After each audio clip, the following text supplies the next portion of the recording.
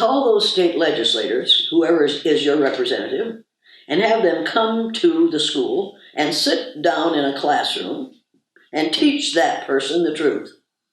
Those state legislators need to be re-educated. If you haven't read The Color of Law, get the book The Color of Law and read it. And you'll find out that most of the laws that we have governing segregation, most of the segregation in this country is de jure segregation, put in place by lawyers who have never learned the truth about race. They've never learned that there's only one race, and we're all members of it. It's the human race. They've never read the book Sapiens, so they don't really know what's going on.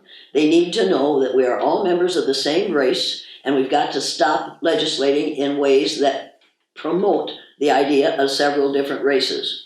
Legislators who, for instance, we have what is arguably the least effective, the least democratic, the least patriotic governor of any state in the United States right now.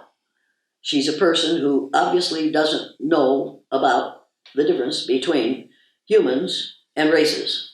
And she is following the party line that says there are several different races, and the less color you have in your skin, the more intelligent you are. Well, she's wrong. She needs to be re-educated. We need to re-educate our legislators. We need to re-educate our police departments. We need to re-educate our educators. We need to re-educate our administrators. They have learned the lie all their lives. It's time for us to refuse to continue to support that lie. There's a book that everybody needs to read, another book that everybody needs to read, and now somebody's saying, I don't have to read, I've got my hand. Yeah, you've got that thing in your hand. But there isn't enough information in that thing in your hand to teach you what you need to know. Get a book. Get the book. First, get the book, Nile Valley Contributions to Civilization by Anthony Browder. Oh my God. Are you aware that 4,000 years before the birth of Jesus Christ, people in the Nile Valley, which is a country, which is Egypt, which is a country in Africa, were doing cataract surgery with metal instruments before such a thing was ever heard of in Asia or in Europe or in the Americas, 4,000 years before the birth of Jesus Christ. Why don't we learn about that in the schools? Because if we did, we would have to admit that all those wonderful things like the calendar, like writing, like numeration systems, all those wonderful things came to us from the Nile Valley, which is in Egypt, which is a country in Africa. We talk about Egypt as if it is part of the Middle East because we don't want to admit that we got all those wonderful things from people of color.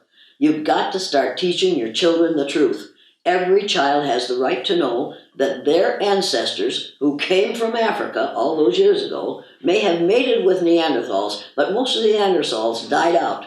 The Africans are still alive, and the Africa in us is still alive. Kids need to realize that and to appreciate that and to be proud of it instead of pretending that it didn't happen. There's another thing we need to do. If you teach Sunday school, get a picture of Jesus that looks like Jesus. Now, in the Bible, it says that Jesus had feet of bronze and kinky woolly hair. You don't see a picture of Jesus that looks like that unless you go to a black church. We need to realize that one of the major differences between white folks, what we call white folks, and people of other color groups is when we melanemic people come into a new environment, the first thing we do is change the environment to fit our needs. When people of color come into a new environment, they immediately change their needs to fit the environment.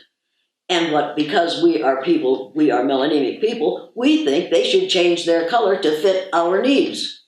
I know mothers and fathers who say that their little dark-skinned children have been putting bleach on their arms in order to change the color of their arms so that they can look like the accepted color in the classroom.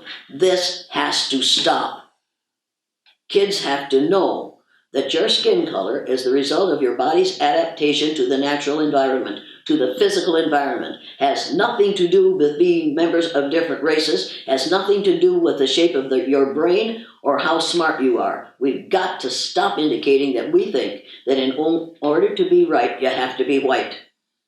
We have to stop that kind of education because it is miseducation, and it is not education for the future. It wasn't even good education for the past.